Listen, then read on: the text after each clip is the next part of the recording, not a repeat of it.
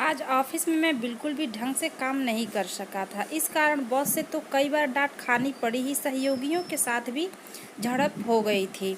आखिर में तंग आकर मैंने ऑफिस से 1 घंटा पहले जाने की अनुमति बॉस से मांगी तो उन्होंने तीखे शब्दों में मुझसे कहा, मोहित, आज सारा दिन तुमने कोई भी काम ढंग से नहीं किया है।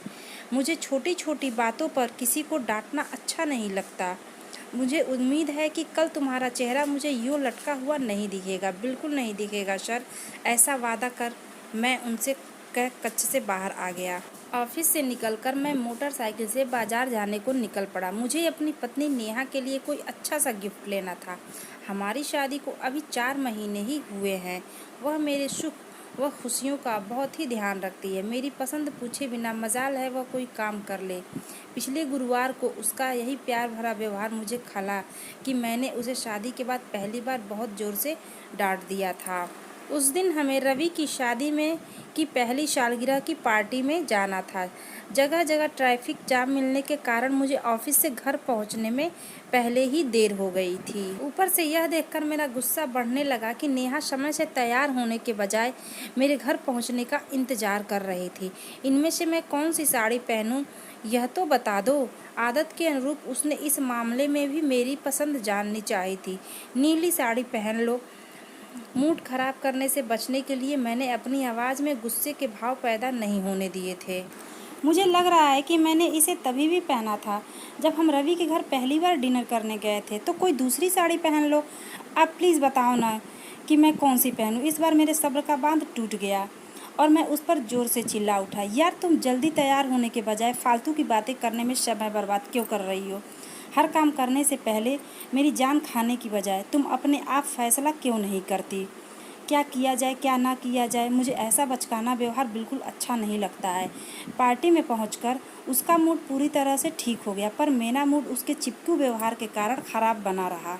रवि मेरे कॉलेज का दोस्त है। उसकी पार्टी में शामिल होने कॉलेज के और भी बहुत सारे दोस्त आए हुए थे। मैं कुछ समय अपने इन पुराने दोस्तों के साथ बिताना चाहता था, पर नेहा मेरा हाथ छोड़ने को तैयार ही नहीं थी।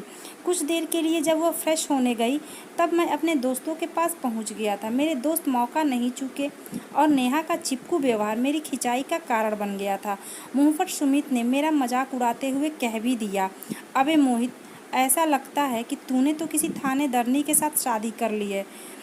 नेहा भाभी तो तुझे बिल्कुल भी पर्सनल स्पेस नहीं देती है। शायद मोहित शादी के बाद भी हर सुंदर लड़की के साथ इश्क लड़ाने को उतावला रहता होगा, तभी भाभी की इसकी इतनी ज़बरदस्त चौकीदारी करती है। कुंवारे नीरज ने के इस मजाक पर सभी दोस्त ने एक साथ ठहाका लगाया था। अपने मन की खींच को काबू में रखते हुए मैंने जवाब दिया, वह थानेदारनी नहीं बल्कि बहुत ही डिवोटेड वाइफ है। तुम सब अंदाज़ा भी नहीं लगा सकते कि वह कितनी केयरिंग और घर संभालने में कितनी कुशल है। यार, अपना यार तो वीडियो को ही आभूषण समझने लगा है। नीरज के इस मजाक पर जब दोस्तों ने एक और जोरदार ठहाका लगाया तो मैं मन ही मन नेहा से चिढ़ उठा था। पार्टी में हमारे साथ बड़ी सीमा भी मौजूद थी। वह कुछ दिनों के लिए मुंबई से यहाँ मायके में अकेली रहने आई थी। पति के साथ न होने के कारण वह खूब खुलकर कॉलेज के पुराने दोस्तों से हंस बोल रही थी। मेरे मन में उसके ऊपर डोरे डालने जैसा कोई खोट नहीं था, पर कुछ देर उसके साथ हल्के फुल्के अंदाज में फ्लर्ट करने का मज़ा मैं ज़रूर लेना चाहता था। नेहा के हर समय चिपके रहने के कारण मैं उसके साथ कुछ देर भी मस्ती भरी गपशप नहीं कर सका। अपने सारे दोस्तों को उसके साथ खूब ठहाके लगाते देख मेरा मन खिन्न हो उठा। मुझे थोड़ा सा भी समय अपने ढंग से जीने के लिए नहीं मिल रहा है।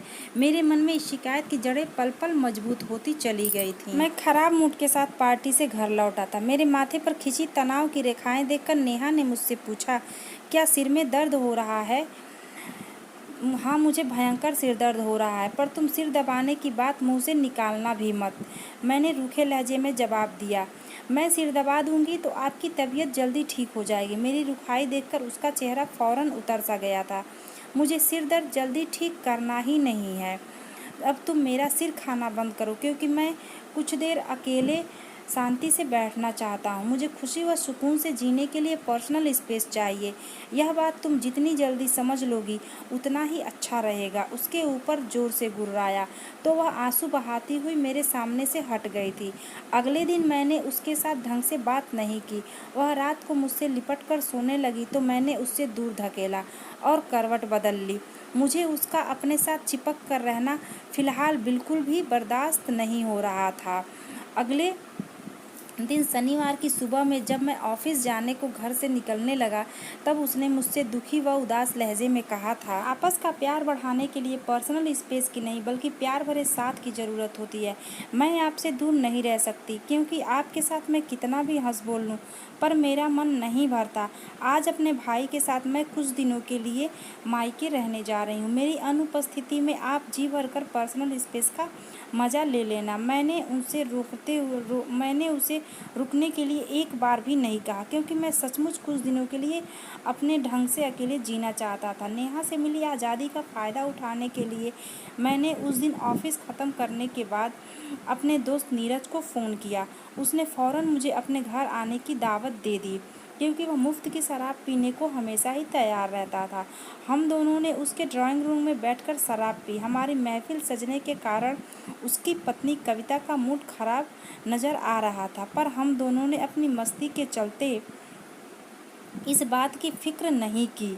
शराब खत्म हो जाने के बाद मुझे मालूम पड़ा कि मेरा दोस्त बदल चुका था। नीरज ने कविता के डर के कारण मुझे डिनर कराए बिना ही घर से विदा कर दिया। मैंने बाहर से बर्गर खाया और घर लौटकर नीरज को मन ही मन ढेर सारी गालियां देता पलंग पर ढेर हो गया था।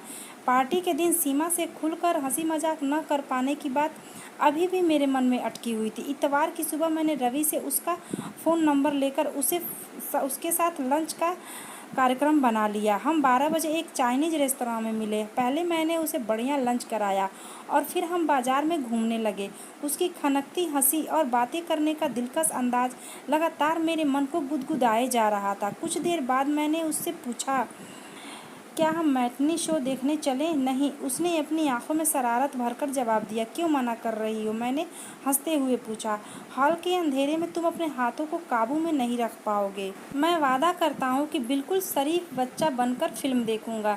सॉरी मोहित, शादी के बाद तुम्हें नेहा के प्रति वफादार रहना चाहिए।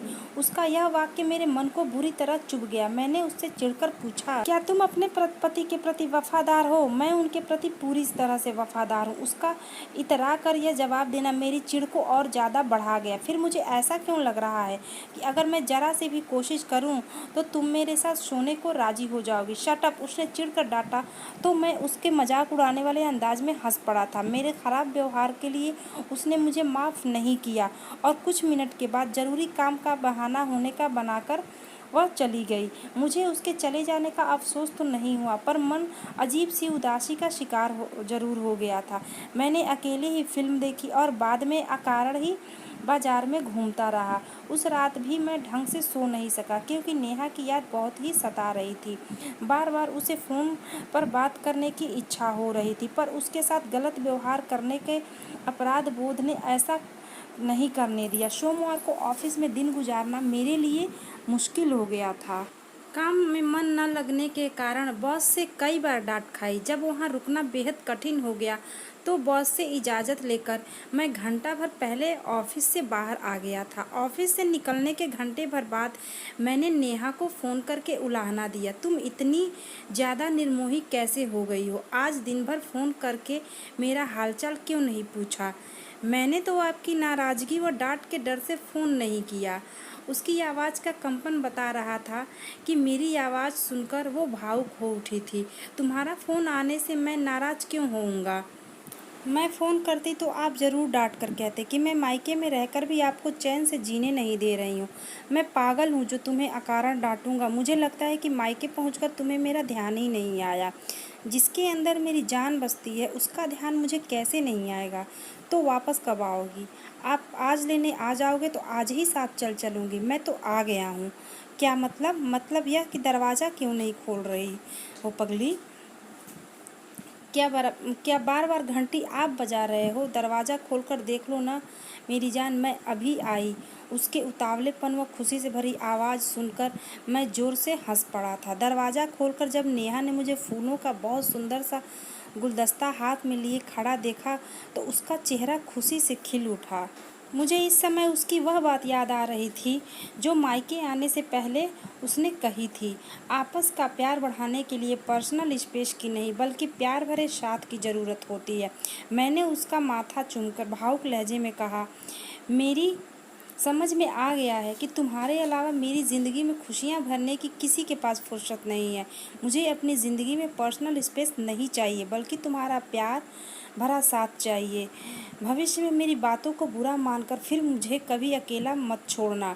तो उम्मीद करती हूँ आज की ये स्टोरी आपको अच्छी लगी होगी। अगर स्टोरी अच्छी लगी हो तो प्लीज़ हमारे चैनल को सब्सक्राइब करें, वीडियो को लाइक करें। मिलते हैं अगले वीडियो में, तब तक के लिए नमस्कार।